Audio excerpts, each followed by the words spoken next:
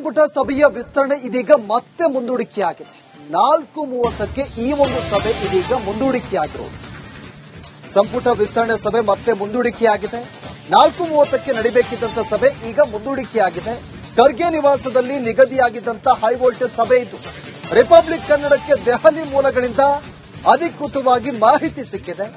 ಪಟ್ಟಿ ಹಿಡಿದು ಕೂತಿದ್ದಂತ ರಾಜ್ಯ ನಾಯಕರಿಗೆ ಮತ್ತೆ ಈಗ ನಿರಾಸೆಯಾಗಿದೆ. ನೋಡಿ, ಸಂಜೆ 4:30ಕ್ಕೆ ಈ ಒಂದು ಸಭೆ ನಿಗದಿಯಾಗಿತ್ತು.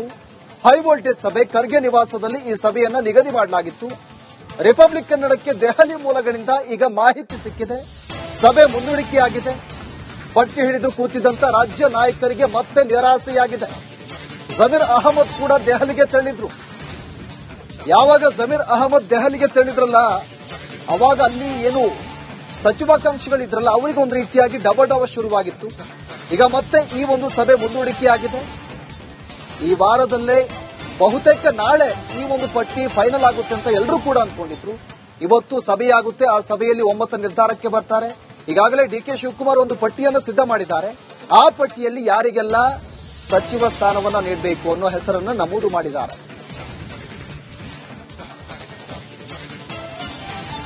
ಇದೇ ವಿಚಾರಕ್ಕೆ ಸಂಬಂಧಪಟ್ಟಂತೆ ಹೆಚ್ಚಿನ ಡೀಟೇಲ್ಸ್ ಅನ್ನ ಕೊಡ್ತಾರೆ ನಮ್ಮ ಪ್ರತಿನಿಧಿ ವೀರೇಂದ್ರ ಒಪ್ಪುಂದು. ನಮ್ಮ ಜೊತೆ ಡೆಸ್ಕ್ನಿಂದ ನೇರ ಸಂಪರ್ಕದಲ್ಲಿ ಜಾಯ್ನ್ ಆಗಿದ್ದಾರೆ.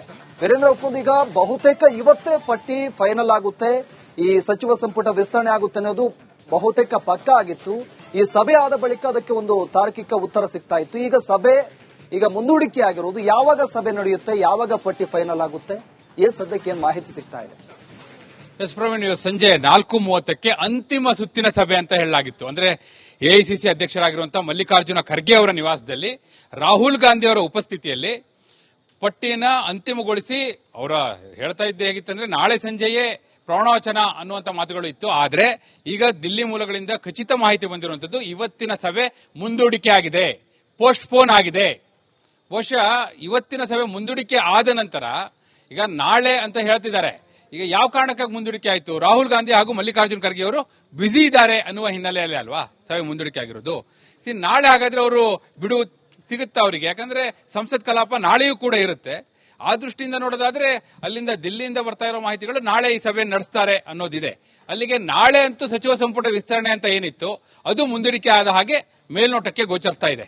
ಯಾಕಂದ್ರೆ ನೋಡಿ, ಯಾವಾಗಲೂ ಕೂಡ ಸಭೆ ಒನ್ಸ್ ರಾಹುಲ್ ಗಾಂಧಿ ಅವರ ನೇತೃತ್ವದಲ್ಲಿ ನಡೆದು ಅಲ್ಲಿ ಪಟ್ಟಿ ಅಂತಿಮ ಆದ ನಂತರವೇ ಅದಕ್ಕೆ ಅಧಿಕೃತತೆ, ಅಲ್ಲಿವರೆಗೂ ಕೂಡ ಅಧಿಕೃತತೆ ಇರೋದಿಲ್ಲ.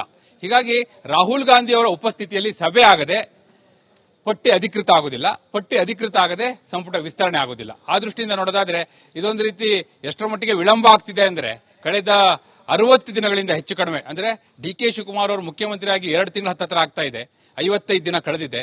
55 ದಿನಗಳಿಂದಲೂ ಕೂಡ ಈ ವಿಳಂಬ ಧೋರಣೆ ಮುಂದುವರೆದಿರೋದು. ಈಗಲೂ ಕೂಡ ಮತ್ತೊಂದು ಸುತ್ತಿನ ವಿಳಂಬ ಆಗ್ತಾ ಇದೆ ಅನ್ನುವಂಥದ್ದು. ಪ್ರವೀಣ್, ವೀರೇಂದ್ರ ಒಪ್ಪುಂದು